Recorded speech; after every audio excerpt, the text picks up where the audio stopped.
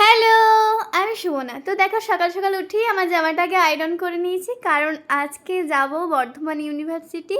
একটা বিশেষ কাজ আছে। তো মা মুড়ি বেড়ে দিয়েছে, মুড়িও খেয়ে নিলাম। আর ও দেখো বাসও চলে এসেছে। তো চলো যেতে, যেতে কথা হচ্ছে।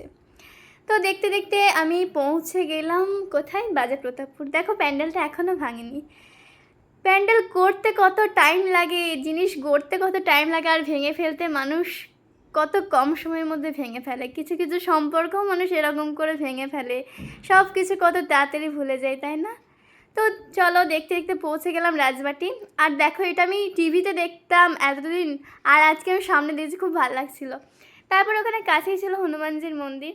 তো আমি বর্ধমান গেলে আমি প্রায় হনুমানজির মন্দির যাই, কারণ আমার এটা একটা খুব খুব খুব শান্তির জায়গা লাগে, আর একটা খুব ভালো লাগার জায়গা লাগে। তো দেখতে দেখতে পৌঁছে গেলাম এই সেই বিখ্যাত জায়গা, যেটা সবাই চেনে, বর্ধমান ইউনিভার্সিটি। তারপরে নবাবহাট চলে গেছিলাম, বাস ধরে নিলাম। তো এসে ভাত, মাছ ছিল আজকে, আর ওদিকে কিছু একটা তরকারি করেছিল, ওটা খেয়ে চলে গেছিলাম একদম পড়াতে। তো আজকে ভিডিওটা এইটুকুই। চলো আজকের মতো আসি, সবাই ভালো থেকো।